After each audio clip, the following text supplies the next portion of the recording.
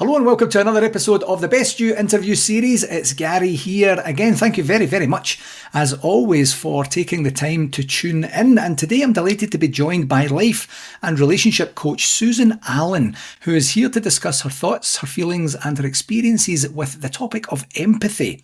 Susan is one of 2025 Vogue Daily's most successful coaches, pioneering growth and empowerment, and 2025 Calipost's 10 most influential coaches in California, transforming lives. Since 1975, Susan has devoted her life to acquiring proven tools and developing a unique system, Heartspace, which helps you learn to create greater peace, love, cooperation, joy, and success in every relationship and environment. For the past 25 years, Susan has also helped thousands of people build success by focusing on peacemaking and empathy as the starting point to their biggest sales and financial deals. Her training as a certified mediator, a Herrmann Brain Dominance trainer, her expertise in nonviolent communication, and her 57 trips to India prepared Susan and has inspired Susan to bring her learning and expertise to all areas of relationships. And she says that it is all built on the foundation of empathy. I am so looking forward to this conversation today. Susan, thank you very, very much for joining me today.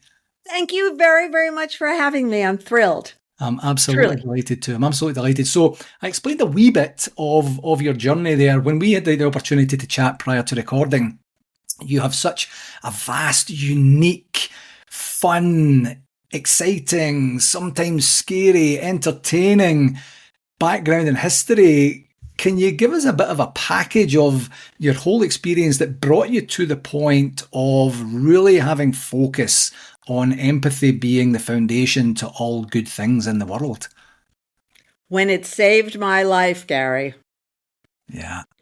When my husband was given 2 kinds of steroids, he was allergic to them. He went nuts. He bought a rifle. He got himself all organized because he was a brilliant doctor himself. And he attempted to murder me. And I talked him out of it. And listen, millions of women around the world do not every year, as well as husbands, men, children, and families. So I was very, very blessed that I was always a communicator. And I was also very, very, very lucky because I had not yet studied empathy. I'm naturally empathetic, but there's a world of difference.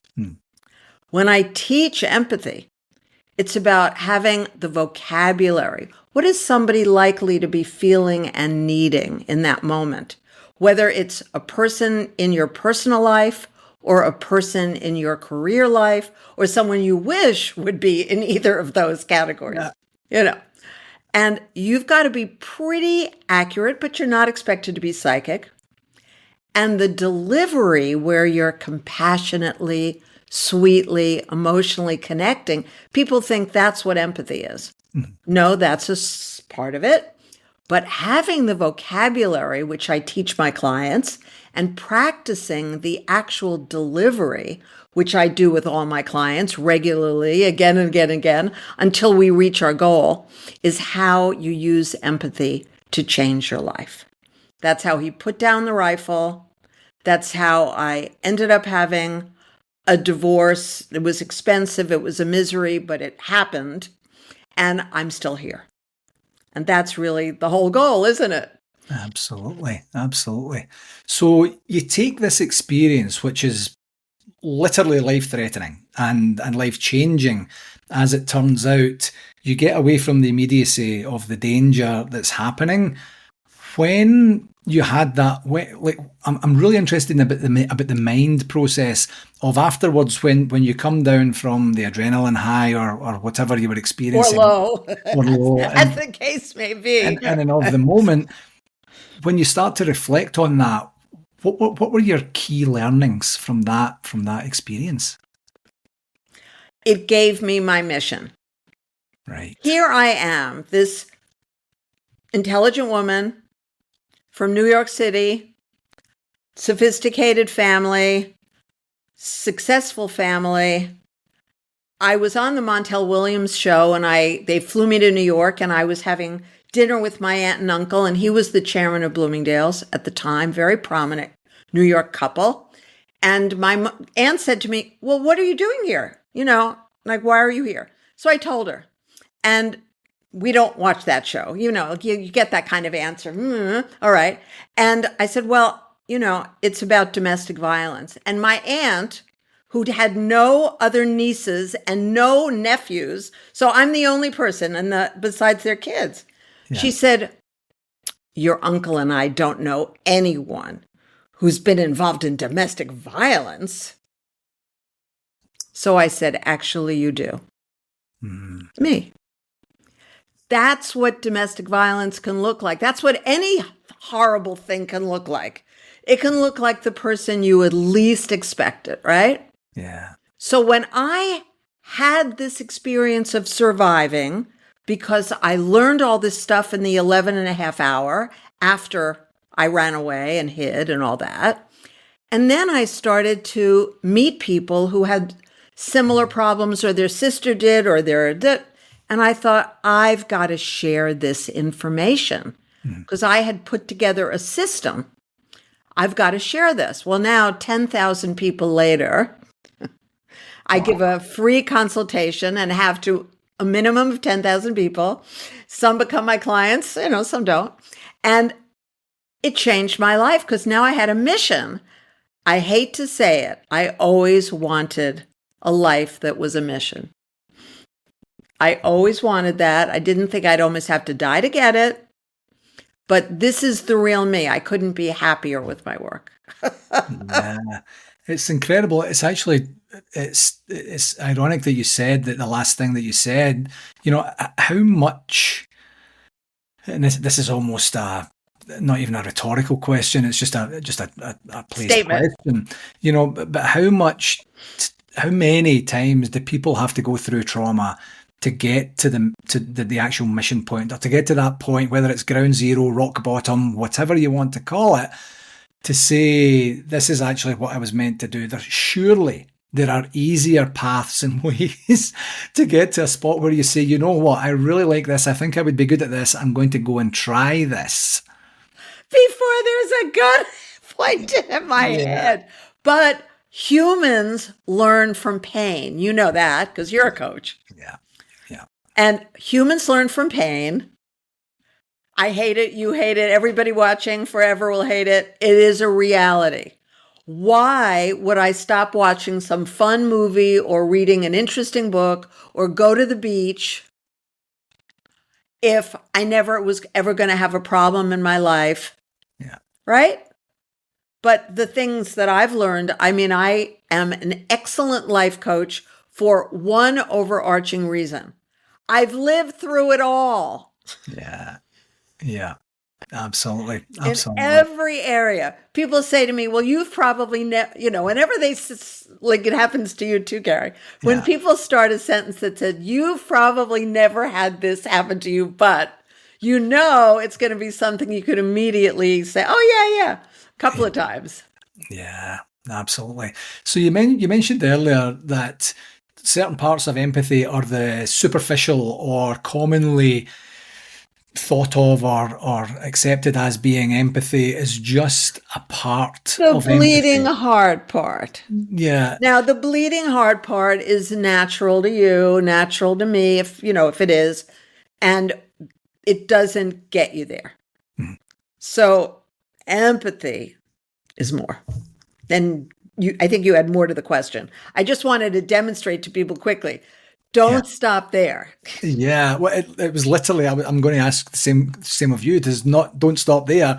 What are the key component parts of that are the deeper layers that give us an opportunity to start to really scratch away at the surface? So you are a very happy, successful guy. So I'm not giving you empathy because you're miserable and I have to get you to come back to life. But I'm going to demonstrate what it appears you're feeling because your needs are met, as opposed to if someone's miserable, they have these negative feelings because the same needs may not be met. But you're a high energy guy who clearly enjoys good or excellent health. Yeah. You're an amazingly enthusiastic guy because you really enjoy being alive. Yeah. You have a lot of tools and skills and gifts and all that, which you clearly enjoy sharing, that make you even happier and more enthusiastic, right? Absolutely, yes. Yeah. But if I only talked about, well, you're happy, excited, enthusiastic, you don't feel a connection. Yes. It's like anybody can do that. They could look at a photo. Yeah. But when I pretty accurately identify what I'm guessing are the needs. Now, somebody, if I say this, not to you, but somebody else, they may say to me, oh no, I'm actually scared to death. I have tremendous panic attacks every time I go on camera.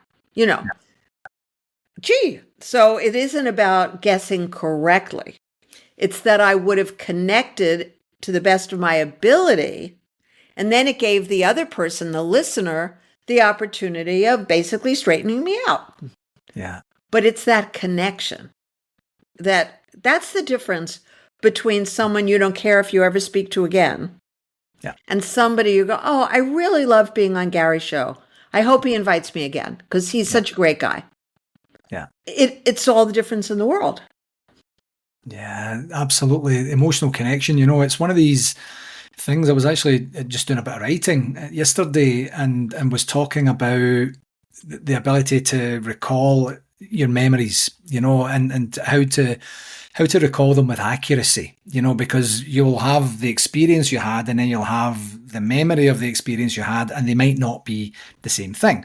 And a big anchor between both of those, in my experience, has been the emotional connection to the actual event in and of itself, to the memory and the experience. And sometimes you have it and you can't explain why, and sometimes you don't have it and you kind of can't explain why either, and but it's way more powerful on every level if you have had some emotional connection to whatever, whomever you've interacted with at that specific point. And it's data rich. There's so much information there that you can say, so why was that such a connection or not? If you set yourself up to really connect with something or someone and it just didn't happen, and you're thinking, that's so odd.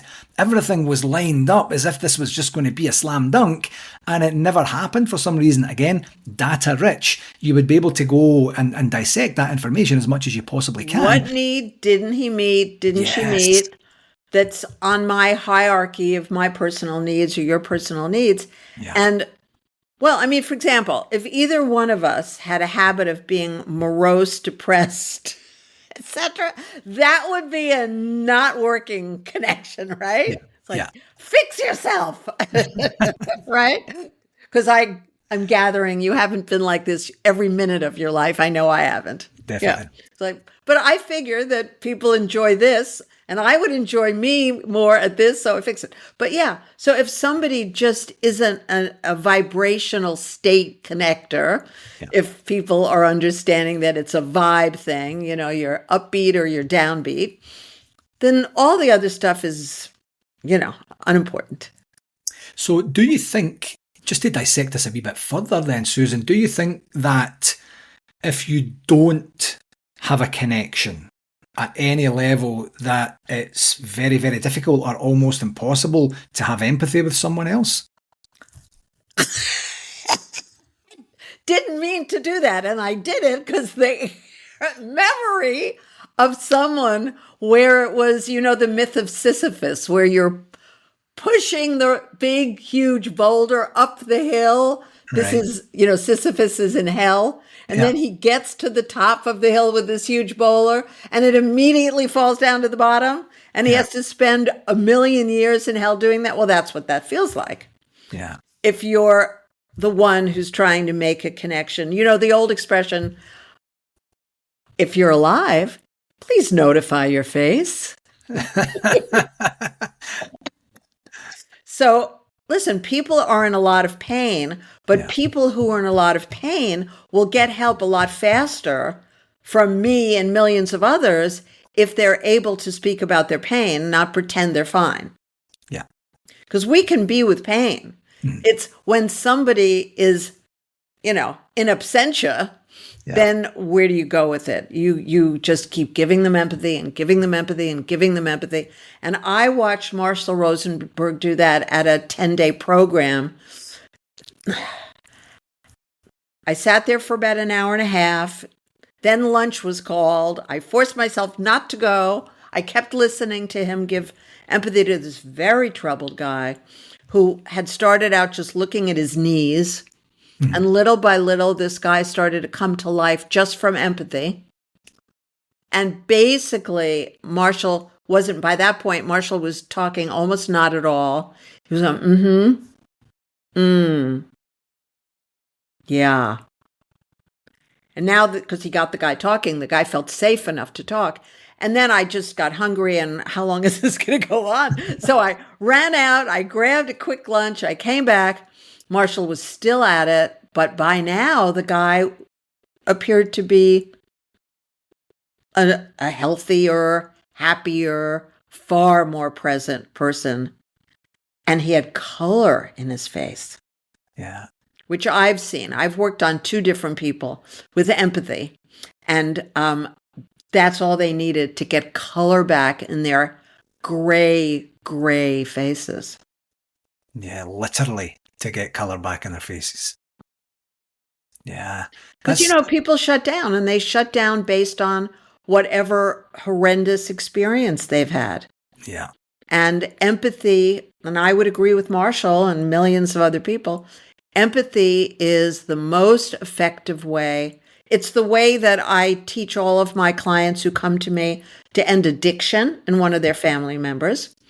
Yeah. So somebody who's been an alcoholic or a drug addict for a decade or more, and we get them wanting to get clean and sober, getting clean and sober, staying clean and sober, just by having me teach one of their relatives to be 100% empathetic and stop telling them what to do and stop telling them what not to do. Yeah. It's incredible. Every single one who's ever worked with me has had that result. Incredible. That really is. That's fascinating. So to answer, if I can phrase what I think you said, then you could have empathy for basically anyone in the world, and you can create a connection via being 100% empathetic. Did I catch that right? Exactly.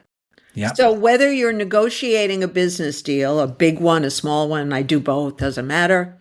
Whether you're wanting reconciliation in your marriage or relationship, whether you're panicking and freaking out because of a loved one's behaviors with regard to any and all addictions, whether you need a job and you need it now, and I have a client right now who's on an interview right now, that kind of thing. So it doesn't matter. You just have to guess what this other person's needs are, because the 90% of the value of empathy is, kind of guessing what the needs are, putting them into a sentence in a particular format with a negative feeling word. The need word is always positive. And just do that. Just do that. If it's somebody in a lot of trouble, that don't even try to talk about any kind of action plan. It will never go anywhere if somebody's got big addiction issues. Yeah. And it gives them the opportunity to be seen, to be understood for the first time. So when you're guessing at that at the beginning, I imagine there's a lot of observation that goes in, a lot of experience that you're bringing to this guess. It's not throw 100 things at the wall and hope 3 of them stick. Through the interaction you've had, you're gathering data and information and saying, right, okay, this is what I think is going on. You hit enough of a rapport or enough of a on the subject matter that maybe they've never been able to articulate on their own prior to that point either. And it's enough just to unlock the door that would allow more empathy to come in. Is that fair to say? Absolutely. And one of the big distinctions is that though Marshall Rosenberg was a clinical psychologist, he was not practicing clinical psychology. He gave it up when he realized that all that was required for a mental hospital patient of his to get well was one empathetic person who could be the orderly mopping the floor. Mm-hmm. It was the absence of empathy in their life that made the patient feel so hopeless, they literally stopped caring what happened to them. Yeah. And that's exactly what I realized was the cause of most addictive behaviors. Yeah. Because we all have the same part of the brain that can become obsessive compulsive. I've seen it in people who don't have that diagnosis, but they get really scared, really upset, and they start to chase their tail because there's that part of the brain. In the same sense, we can understand, even though by the grace of God, I'm not an addict. I didn't inherit that brain. I wasn't exposed to those behaviors when I was growing up, but still, I can understand it. Mm-hmm. I think anyone who's sensitive to any kind of emotional suffering can understand that. So if you just stop judging, because it doesn't help, you just set it aside because it's not going to help you. It's not going to help them. And in the same way, when you go on a job interview or you try to make a business deal or you try to make anything happen between two people, at one moment, the other person's needs are more important. The next moment, it might be your needs are more important. But when you're dealing with somebody who's deeply troubled, you don't get a turn for quite a while. Yeah. And you have to accept that. Yeah. I love that you brought judgment into it. My understanding of judgment, it's very interesting. I'll give you a super quick backstory. When I first started my coach training a number of years ago, one of the very first things that I remember of the academic portion of the training was coaches, good coaches, great coaches, never judge. They suspend judgment. And I remember having this kind of horrified feeling at the time saying, what? That's the only thing that I do well, And then I was genuine, but I was kind of thinking, oh, geez, okay, right, that's a thing. And subsequently, as I got more educated, more learned, and more experienced in it, you can't coach anyone if judgment for you is present, because what you're doing when judgment is present is you're creating a barrier. You're creating some sort of distance between you and your ability to be able to help. So I hope that tidbit is good for the viewers and listeners to have. And just to extend on to the judgment part, one of the key things I imagine, and please let me know if I'm kind of misstepping this particular point in terms of empathy. If you go in with any sort of personal agenda for an outcome that you have already in some way manifested, in advance, you're not going to be fully present because you're not going to be fully focused on being fully empathetic, because you already have made up your mind about what you want, or certainly a theme or a direction of how you want this conversation to go. Would that be fair? A man with a plan is never going to succeed in the same way that the same man setting his plan aside until, I have this 6-part conversation that I developed. So self-empathy is silent. You bring yourself to peace, part 1, because what are you going to create if you're not peaceful? Part 2 is empathy, which we've been discussing. Part 3, only when you've finished empathy, and the other person is the person who decides if you finish. They either relax and you can see it, or they get quiet and you can hear it, or there's just a release. Yeah. So when you finish all that and you ask, gee, Gary, is there anything else you wanted me to know? And if he's really been heard, he'll say no. Then part 3, self-expression. Would you be willing to hear my thoughts about it, Gary? Mm-hmm. Now, he may have meant it when he said he, got all the empathy wants and he's been heard. But if I say that, he may completely change his tune. And now suddenly there are 10 minutes of whatever that Gary or anybody wants us to hear. And you got to listen if you want a solution that's going to stick. So then he says what he says. And then you may have to reflect it back, as Gary just did. If you heard him say that, did I understand, etc. That's from active listening. Yeah. And then part 5, clarification. Gary gave me an opportunity to clarify what I had wanted him to know, but in fact, he did a perfect job, so no more is needed. And then finally, the solution. And Marshall Rosenberg says that if you've really heard the other person's needs, and that person has heard your needs, the solution finds you in 20 minutes. And I have seen this happen again and again. So there's no benefit in going into even a mediation with a plan. Yeah. Yeah. It's, just as you were chatting again there, Susan, there's so many things come up for me just about how expansive this topic is, and how multi-layered it is, and how easily we can get this wrong, even with the best of intentions. And it's almost, I have this vision of a kind of windy road that you're saying, I'm going to follow this road and I'm going to get to where this road is going to take me. I just don't know what hazards or blockages or barriers are going to be in my way. I know that they're coming, and I know that I need to be as open-minded and as alert or aware as I possibly can be to say, this is just a slight deviation to where we were going, but it's not going to stop me actively listening, to your point, being as empathetic and in the moment as I possibly can, looking for opportunities to make sure that we continue to make peace and create breakthrough opportunities to give us that, that discernible progress that can be made, especially if there hasn't been many breakthroughs in the past. And it's one of these things again, I often think about, if you see a straight line, that a human being drew that straight line, because there's no such thing in life as a straight line. And we fashion and create our experiences, which are never straight, they're never direct from one point to another point. What would you say would be, in your experience, the biggest barriers to the ability to have empathetic breakthroughs with your clients? It's a skill set that people need to take time to learn from me or a few other people. And it takes time to learn because it is not the way 99 and whatever percentage of people think or are trained to communicate.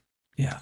And given that empathy has stopped wars, and Marshall Rosenberg used to go to Africa and he would stop these regional wars where neighbors were killing and raping each other.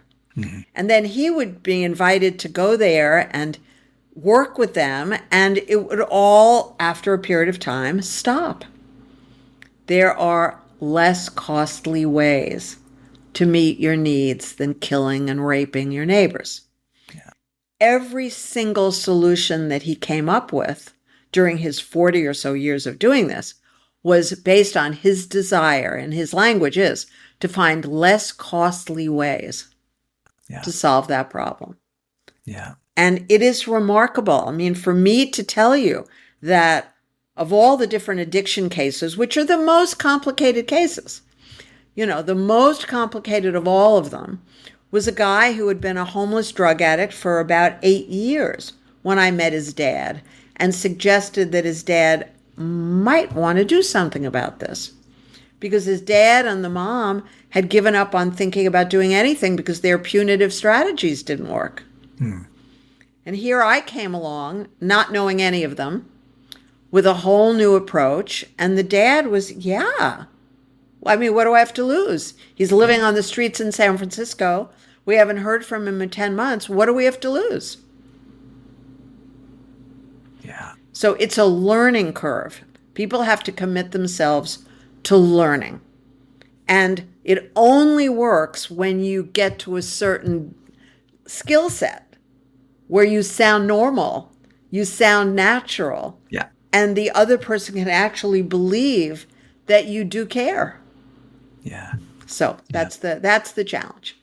Well, and that's the thing for me, is that's incredible, because you can learn it and you can practice it and you can get better at it. It's not an exclusive club where you say, well, you can apply, but you might not hear for about 18 months. And then even then, only 2.5% of people get in to the first phase. Or, it sounds like something that if you have a genuine will, a genuine desire, and a genuine work ethic to put in the work, literally, to get to the spot where you have that natural flow and rhythm, because the learned behavior is actually absorbed and stuck, that you will be in a position to be able to exert more. But remember, there are only certain kinds of people who would even think of learning it. Yes. And they are people that, I'm an expert in Herrmann Brain Dominance. And that's based on a biological brain model, which is simplified into 4 parts. But somebody who is very upper left brain, logical, analytical, data, dollars, and numbers focused will never enjoy this. They'll do it if they're saving millions of dollars in their divorce. And I've helped a lot of men and women save millions of dollars in their divorce. So that person might learn from me. But as soon as they get the divorce settlement and everything's done, they go, oh, thank God I don't have to do that anymore. Like, you wouldn't think that there might be some... No, I'm not. No, that's it. Thank you. I'm really grateful. So the upper left brain person will not. The lower left brain person, which is focused on safety and action plans and all that, they will do it to get safe, but they won't do it for the joy of it. Now, the right brain people, lower right brain, warm, connecting, passionate, loving, emotional, in a good sense. We do it because it gives us an opportunity to get much closer to other people, to have intimate relationships, deepen our existing relationships, create new depths that we could never do otherwise. Empathy is the only thing I've ever found. And when you have empathy, skills, and a sexual partner, you will wonder, why didn't I learn this 100 years ago? It changes your entire intimate relationship in a miraculous way. And then the upper right brain person, the visionary outside the box person. And, Gary, it sounds like you and I are both very lower right, very upper right, and we have enough left brain, probably of each, that, things go well. But the real fun for what we're talking about is the right brain parts of it. And so an upper right brain person has a tendency to want to be alone, peace, nature. So they would have to come out of nature and out of a state of peace to work with me, to learn this, to practice this, to have enough sessions to be good at this, instead of just floating off into the ethers away from whatever the issue was. So that's what I talk to people about in their free 1 to 1.5 hour session. They can talk to me about why they would want to learn this. And I talk to them about what that really looks like. Is that really important? Yeah. And in that session, you're understanding more of their motivation. So to the first example, if someone says, I need to save this money in my divorce or my, in some way, splitting from a partnership or something like that, I need to get to a spot where I can listen, understand, empathize, and then I'm never going to do it again. They probably don't say that in the beginning, but they're probably thinking that. But I can hear it. Yeah, I'm sure. That's exactly what I was going to say. Is there a specific type and style of client that after you get an understanding of their motivations and what they're actually trying to do with this skill set, where you would say, I don't know that this is the right skill set for you. I don't know that this is the right time for you. Maybe not right now. Or do you find common ground to be able to go forward in all occasions? I'm on a mission from God. I don't turn people away. Seriously, I don't turn people away. I offer them what I know will change their lives. And I do my utmost to offer it in a way that every person can hear it and they can digest it. Yeah. That doesn't mean that I'm going to force anybody to do anything or, put any pressure. However, I am, like you, in the motivating business. Yeah. So I can tell you that there were 2 women who didn't want to master this in spite of their children's extreme addictions. Two in all my 25 years. One of them, her son did kill himself, which I had discussed with her as a very real possibility because his older brother already had. And she still didn't want to learn empathy. She still wanted to judge and demand. And she lost one child before she met me, but one child would have been saved. I know this for a fact. The other woman,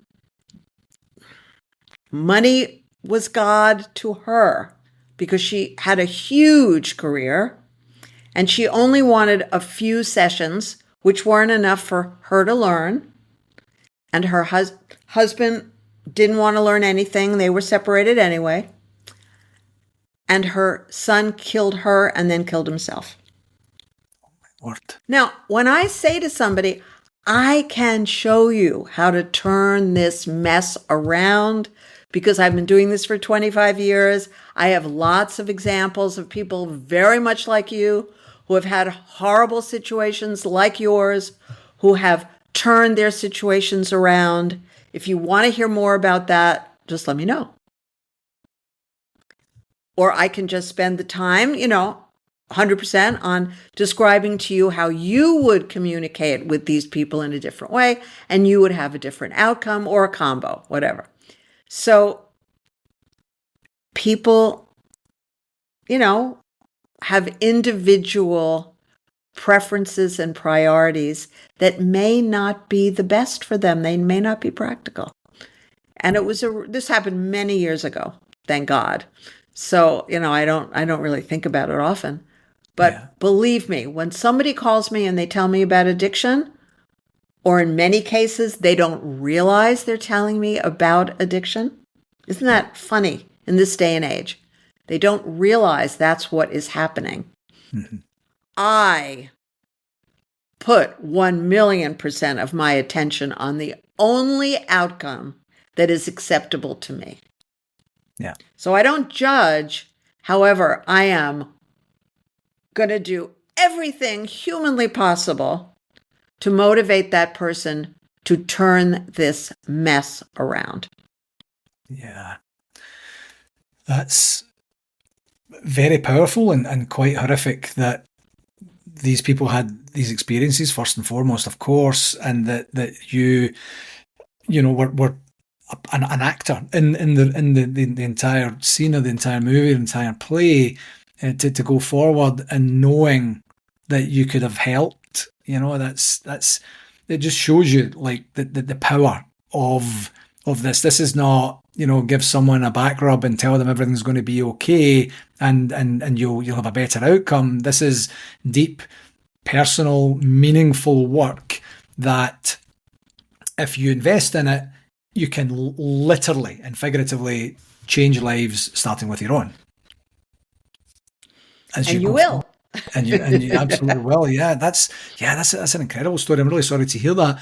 So to kind of lighten it up a wee bit, we remember, humans only learn from pain and suffering. Yeah, you did say that. You did say that earlier. Absolutely. So one of the things that I mentioned briefly in your bio was the effects. We've talked about addiction. We've talked about the various family circumstances and your traumatic experience with your ex-husband and such.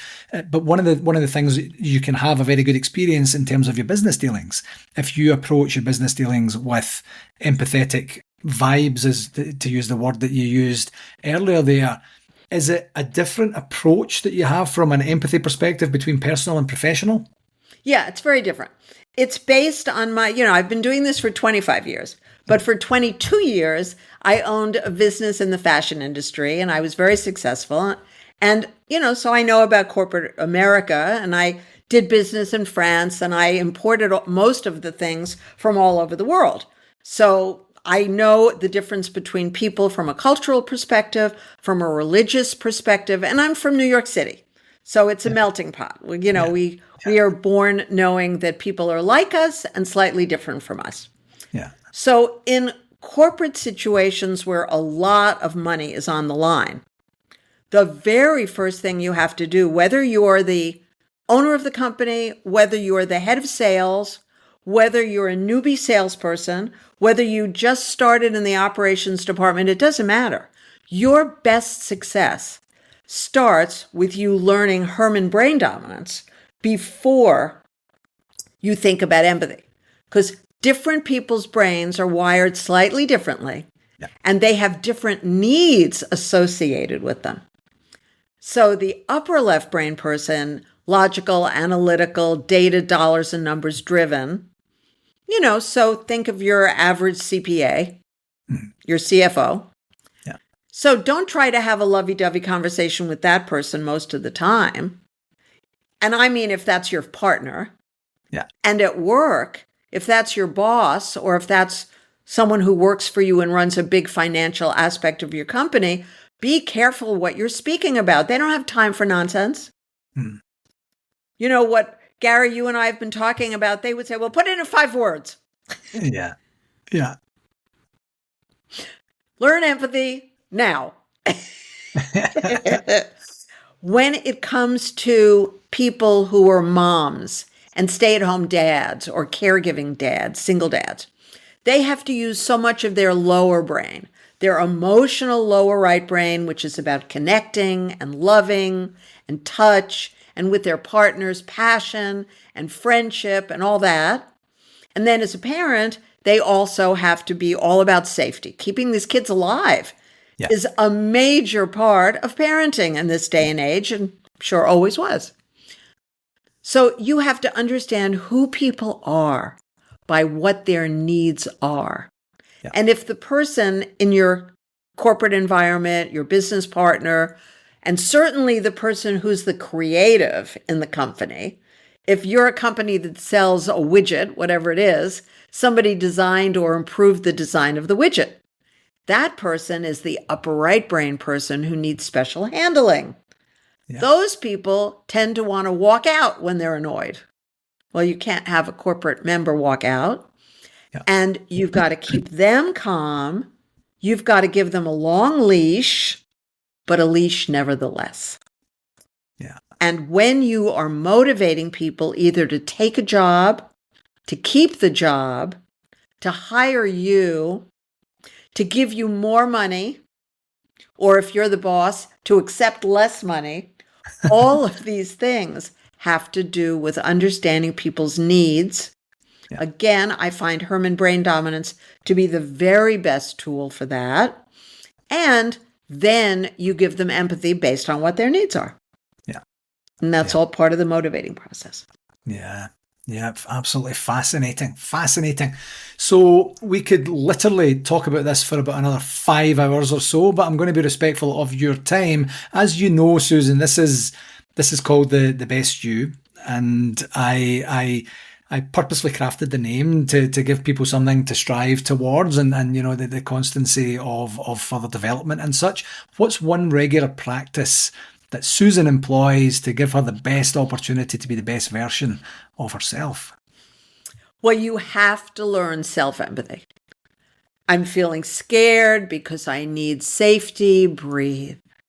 Yeah. I'm feeling anxious because I need connection, breathe. I'm feeling worried because I need financial security, breathe. Whatever it may be, you have to be able to do that in order to be able to give somebody else any empathy at all, let alone stick with it long enough to have that person go, and really be present. So you have to learn self-empathy.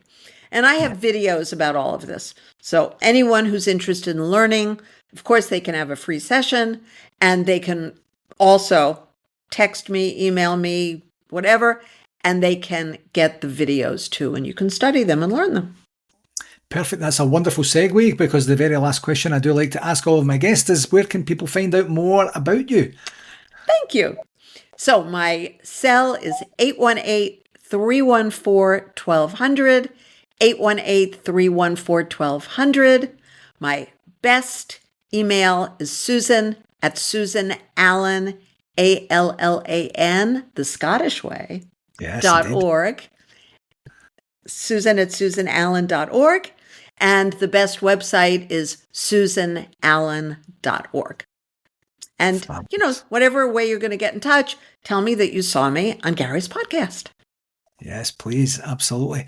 Susan, I knew this was going to be a fascinating journey of a conversation about a very, very important topic. I've learned lots today, and I've got a feeling this is not going to be the last time that we're going to be speaking. And I'd just like to take this opportunity to thank you very, very much for coming on the show today. Thank you. I loved every minute of it, as I knew I would. You are a joy to have interviewed me. Thank you. Thank you very much.